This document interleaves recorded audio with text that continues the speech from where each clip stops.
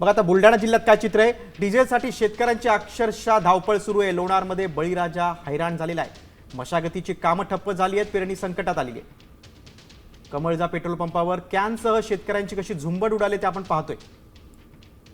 बुलढाणा जिल्ह्यातील वाढत्या डिझेल टंचाईमुळे शेतकरी अक्षरशः हवालदिल झाला आहे। लोणार शहरात परिस्थिती गंभीर बनली आहे। लोणार येथील कमळजा पेट्रोल पंपावर डिझेल मिळवण्यासाठी शेतकऱ्यांनी कॅन घेऊन मोठी गर्दी केली। अनेक ठिकाणी तासनतास रांगा लागत आहेत। डिझेल मिळेल त्या पंपाकडे शेतकरी धाव देताना दिसतात। सध्या शेती मशागतीची अत्यंत महत्त्वाची वेळ असताना डिझेल अभावी ट्रॅक्टर आणि इतर कामं ही बंद पडली।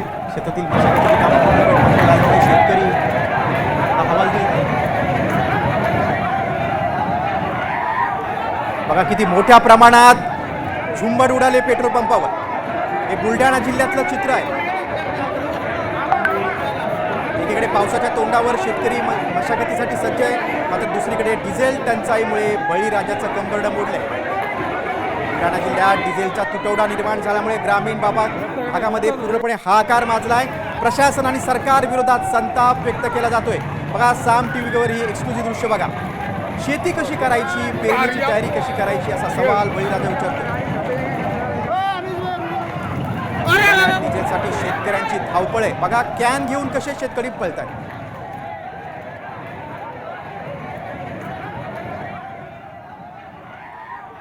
आपण अधिक माहिती घेऊया आमचे प्रतिनिधी संजय जाधव यांच्याकडनं।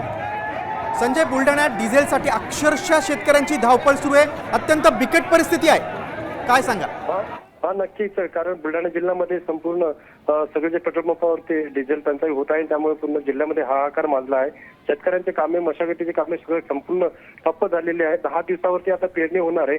पाऊस सुद्धा काही दिवसामध्ये पडणार आहे, त्यामुळे शेतीच्या मशागतीच्या कामाला मोठा अडथळा निर्माण झालेला आहे। शेतकरी हवालदिल झालेला आहे। अक्षरशः रात्रंदिवस पेट्रोल पंपाच्या बाहेर रांगेत उभा आहे। दिवस रात्र तो तिथे ते कॅन घेऊन आणि ट्रॅक्टर घेऊन उभे आहे, पण मात्र डिझेल मिळत नसल्याचे चित्र आजही तिथे दिसत आहे। जिल्हाधिकाऱ्यांच्या वतीने सांगण्यात येत आहे की कुठल्या प्रकारचं टंचाई नाही, मात्र प्रत्यक्षात पेट्रोल पंपावरती मोठ्या प्रमाणात गर्दी दिसत आहे। नक्कीच संजय, अत्यंत भयावह ही सगळी स्थिती आहे। तुम्ही सविस्तर माहिती दिलीत त्याबद्दल धन्यवाद। बुलढाणा जिल्ह्यातलं आपण चित्र बघतोय।